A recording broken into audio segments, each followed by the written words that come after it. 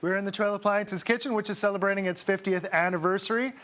Thanksgiving just around the corner, and this year the price of putting on the feast appears to have stabilized.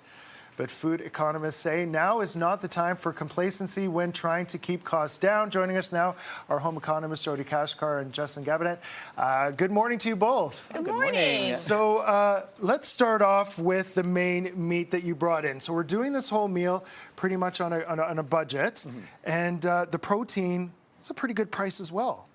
Excellent. I made a rolled and stuffed pork tenderloin. Okay.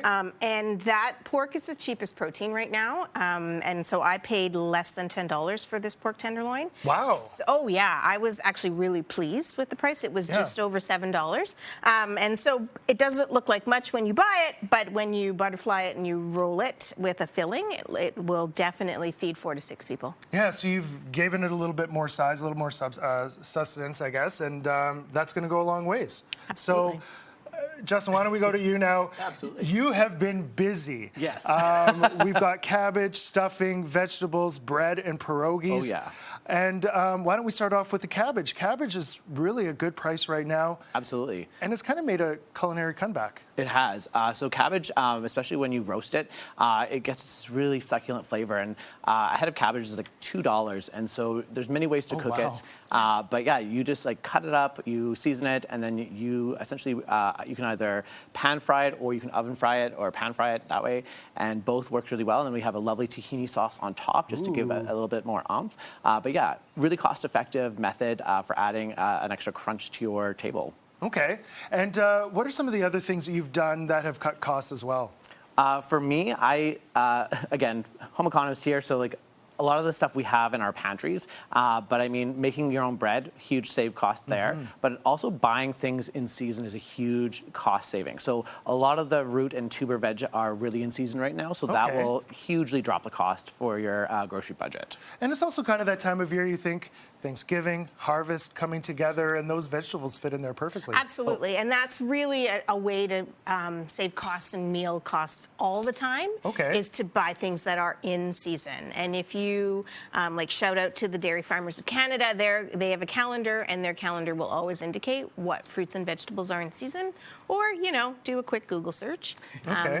But now is not the time for asparagus, right? That would be very costly. It wouldn't taste very nice.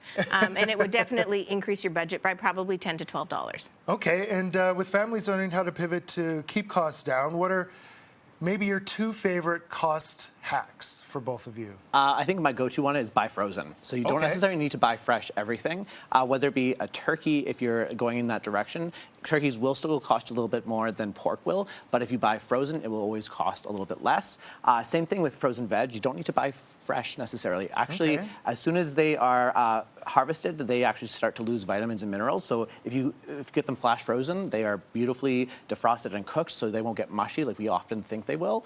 So that would be kind of my thing. Okay, smart. Jodie? I'd suggest, in general, just meal planning and always doing a dive through your cabinets and fridge and freezer to see what you have before you go out and go grocery shopping. As someone who cooks, I bought for the meal portions that I needed to do, like with this pork, I just had to buy the pork. I had everything else in my house. So look into your cupboards for what you already have. Absolutely. And we can't skip dessert here. You already had some pie filling, and you've made kind of a flip on the pumpkin dessert. Absolutely. So this is basically pumpkin pie filling, and then it is a custard because you bake it in a pie shell. And so I just baked my custard in ramekins, and then I bruleed it like you would creme brulee. Wow, so it was very popular in my house. My husband, there should have been 4, but 1 got eaten. But delicious. Okay. Absolutely. And so you said this would feed about 4, maybe 6 if you've got some smaller eaters joining you.